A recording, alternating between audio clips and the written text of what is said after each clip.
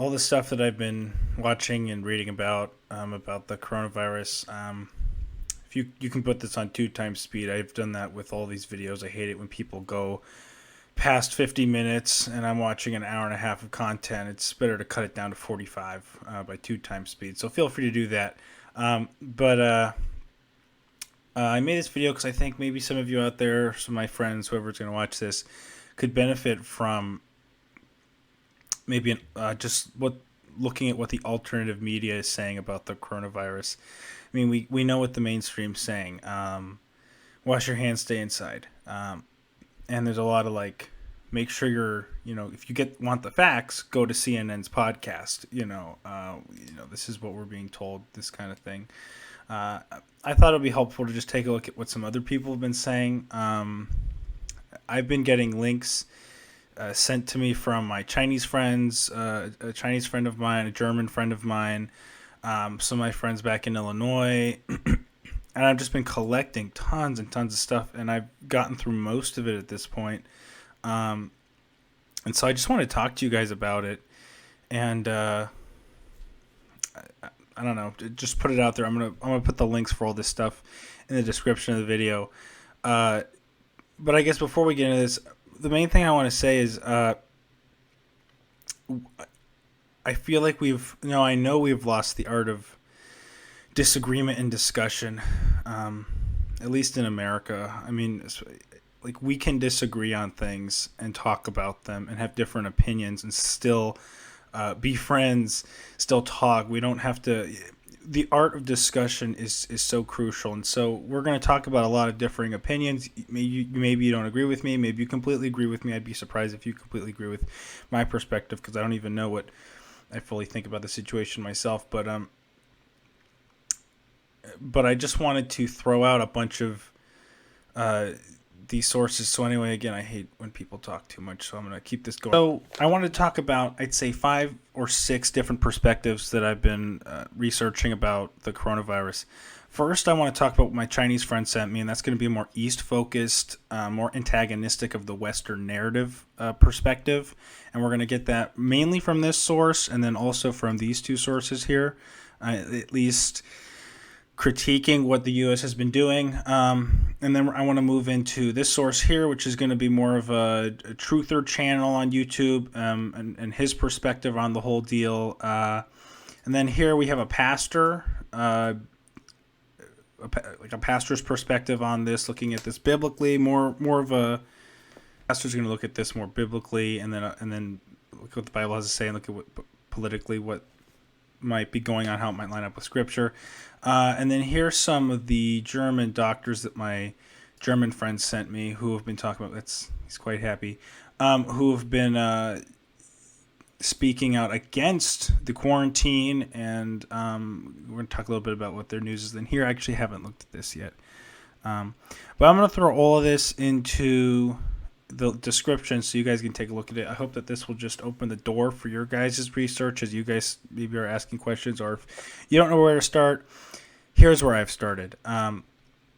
So let's go ahead and talk. I want to talk about these 3 here. So I'm going to summarize these a bit. So the moderate rebels, I guess, they were more antagonistic of the West, the Western narrative, Western media, saying that China's, for the most part, contained the virus. They did an excellent job doing this, and the West has got a lot to deal with.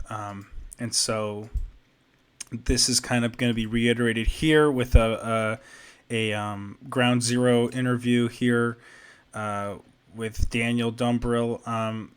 And honestly, trying to say, like, who's, are these things? So as an American, I'm like, oh, this is against the, Fox News, CNN narrative. So there's kind of a subconscious apprehension to what they're saying. But it is interesting and worth a listen, at least to gain a different perspective on this issue. And so, yeah, that's kind of their position. Moving on, so this would be, I guess you could consider this guy more of like he's been demonetized as our most on YouTube. So this is someone who's more of a truther, going to get more into quote unquote conspiratorial stuff, which again, that word's been weaponized. If we look back in the origins of the word, it was used to discredit people who held to a alternative narrative than the mainstream during the JFK assassination. The CIA actually coined the term, so that we shouldn't ever let we shouldn't let that word dissuade us from people who may be speaking against the mainstream per se, which is what really all of these sources are doing in different ways. And he's seeing that this is all a push towards centralized government and a push for greater governmental control over the people. So that's what he's going to come in. Looking at, I think this is what's his name, Pastor. This is Pastor Andy Woods at Sugarland Bible Church. My mom actually sent me these sources.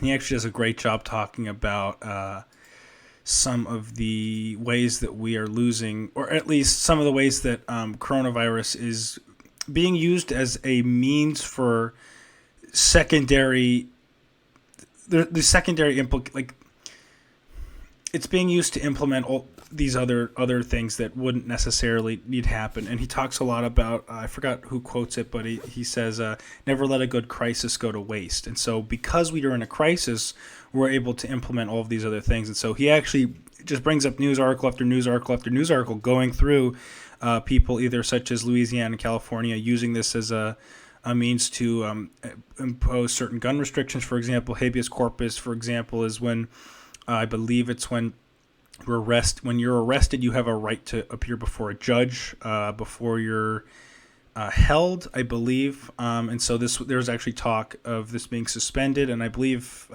he goes into a little bit more detail. He talks a lot about he talks a lot, I believe in this one, about losing liberty in the long-term crisis.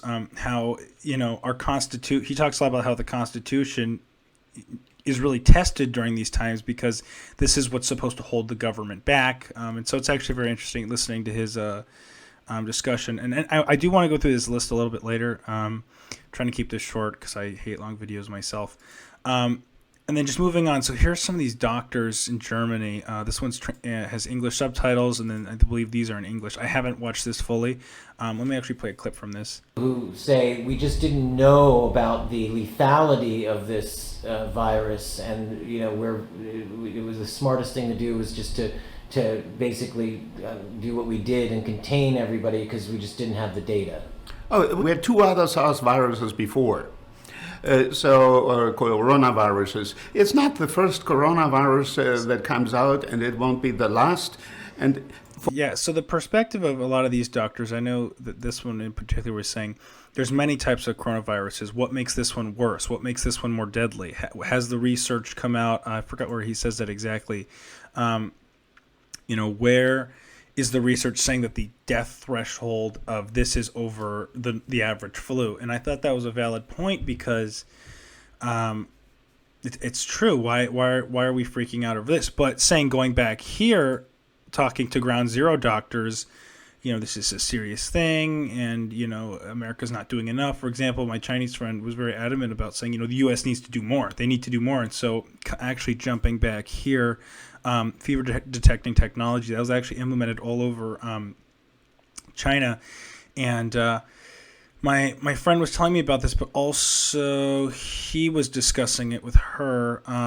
It was James with, I think it was Kim, but they were talking about how WeChat, sorry, that's the Chinese app, was used to kind of have like a infection meter assigned to each person. So if you wanted to use the subway or some other public transportation, you had to have this app. And as you walked by a fever checkpoint, if someone was infected on the train with you, you would have a yellow exposure level or red, or if you had it, then you would be identified. For example, they had temperature checks all over the place, and so to them this was quite normal and a good thing that the Chinese government was doing. Coming in from more of an American perspective, we definitely say, okay, this is the government definitely stepping in, again for logical reasons, and so yeah, so that's kind of these sources, and kind of I forgot how long I don't know how long we've been going, but I just want to talk a little bit of my own perspective on this. I'm trying to take a 10,000-foot view with this because what I'm saying is perhaps a lot of Hegelian dialect. I think we see this a lot with like left and right, east and west. For example, the Republicans, Democrats, we fight, fight, fight, or China and America, we fight, fight, fight. Which is better, which is worse. I'm going to say there's truth on both sides. I think that's just inherent with how these things are.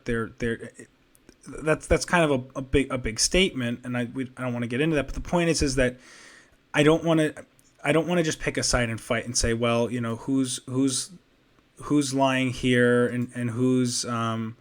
And I guess it's not perfectly like this, but anyway, specifically looking at the at least the sources my Chinese friend sent, kind of breaking it down, it really quickly, especially here, turned into a geopolitical discussion about the hybrid war between China and America, and how and they actually espoused some views. Okay, this could have been a bioweapon planted by the United States, yada yada yada, this and that.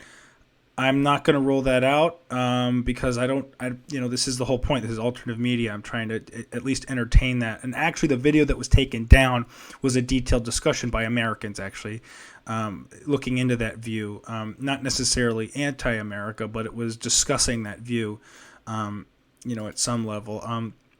Here, this is kind of more surface level. They weren't as antagonistic, at least, but they're like, America needs to be prepared. China did a great job handling it. This is what China was doing. They were, everyone, people were quarantined. But what's interesting is these doctors' approach, because if they're right about this, and this is a freak out session being used to, going back here, limit human freedoms, the Americans are right in the sense that we should be asking questions. Is it, and a lot, specifically this doctor, he talks about, so he's saying this is a breach of human rights. And so this is being used because, again, they're saying what China's doing is they're reacting appropriately. People are dying. We need to do this. And then so over here we're saying, are we sure? So, again, different perspectives. Kind of just, I guess, showing my own cards of what I kind of think.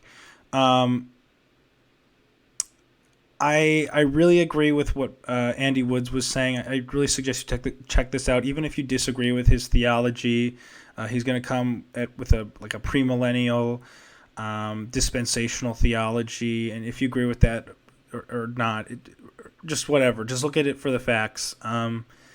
For those of you theologically inclined or whatever. But the point is, and as well as here, I think that these two guys are really hitting the nail on the head in some ways, and that they're kind of seeing past a lot of the surface noise. Like, these doctors are very focused medically. These people are more focused kind of on the surface level, and then specifically like the geopolitical stuff. But I think these guys here are really getting the nail on the head with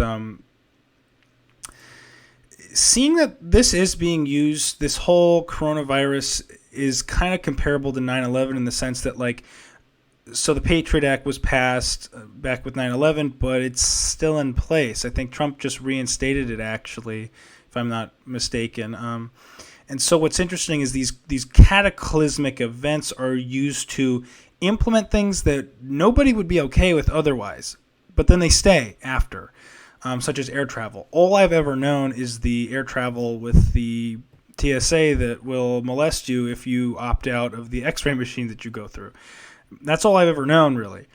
And I think we're going to see, and just the way that the people talk, especially, I really suggest you take a look at Andy Woods' first video here, because, again, regardless if you disagree with his theology, if you're Christian or not, irrelevant, just take a look at the sources he brings up, the news articles he brings up, and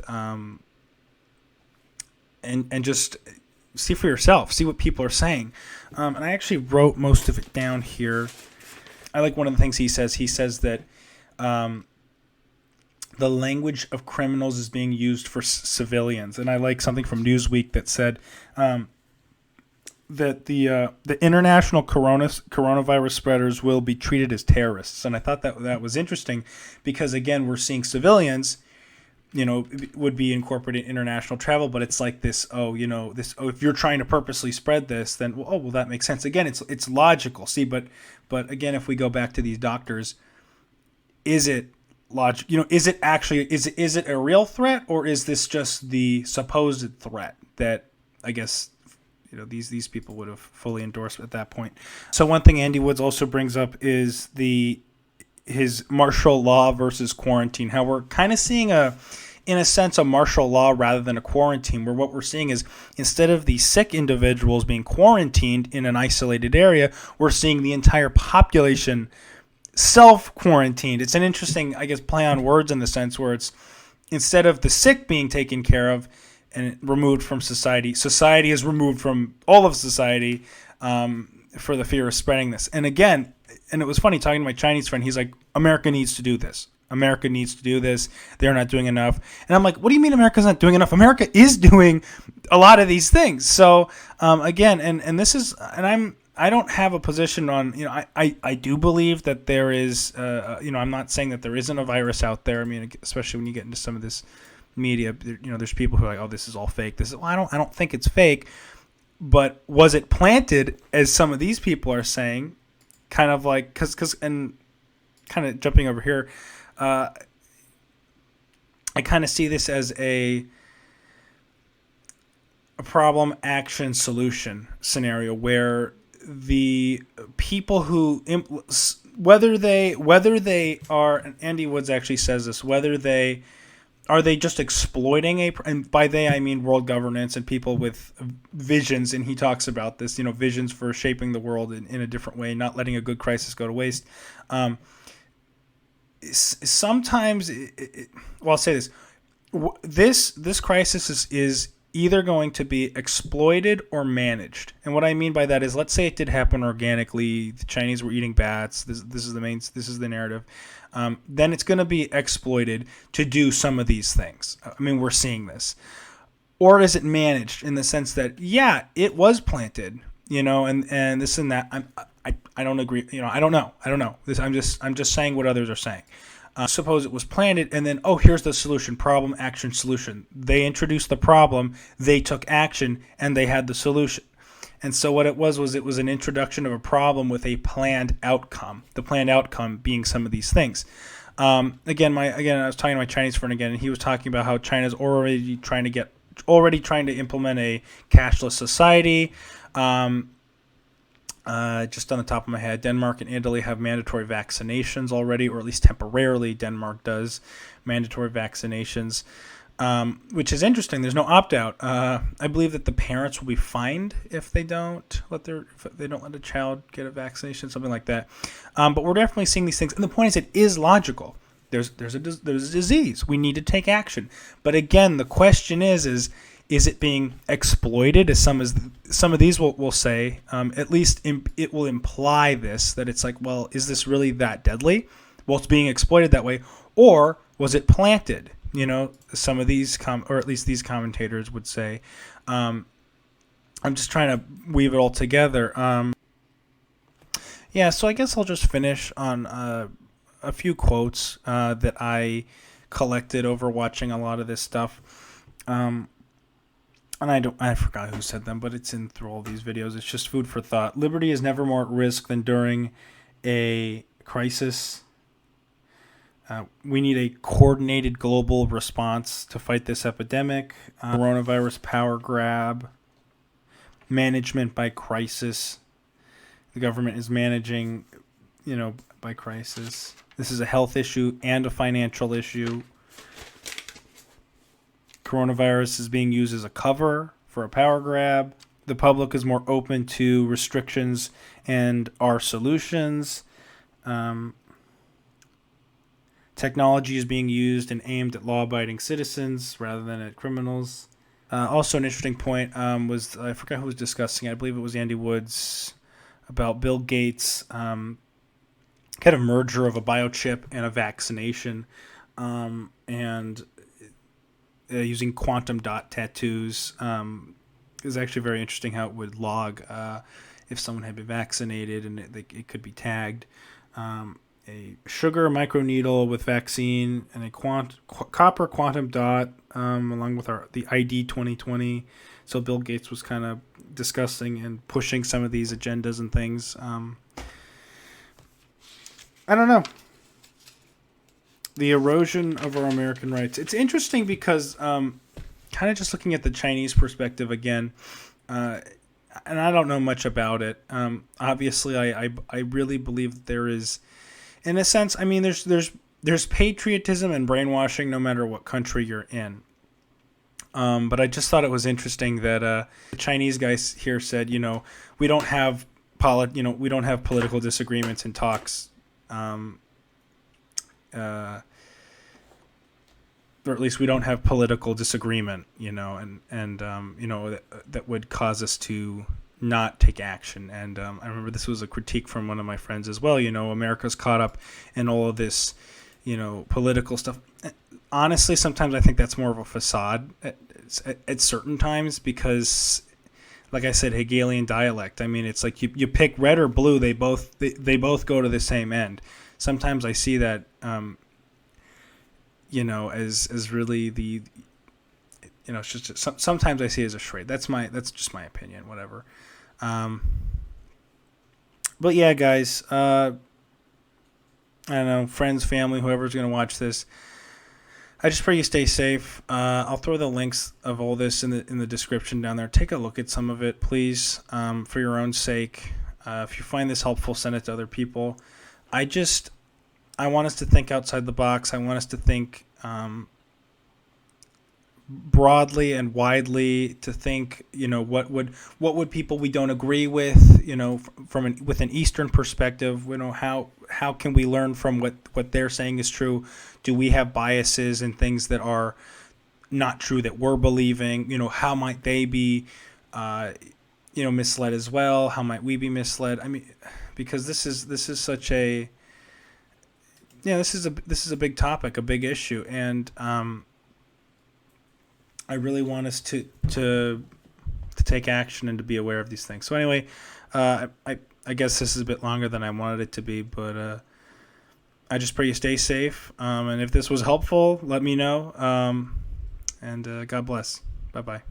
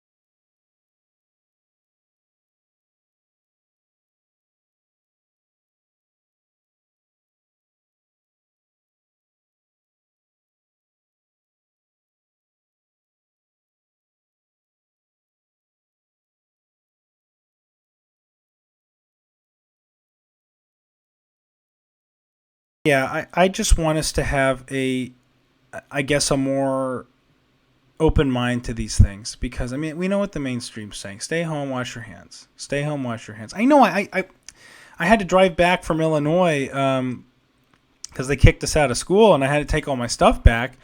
And you just, every state I was going through on the just on all the freeways, just wash your hands, stay home, wash your hands, stay home. All the ads, wash your hands. This is things aren't going to be the same. You'll hear this whole things aren't going to go back to normal, and it's funny hearing this like over and over and over. It's like, okay, well, if you say it, well, we'll start to believe it. If you repeat something over and over, it becomes reality in a sense, whether it's true or not. And so I just want us to take note.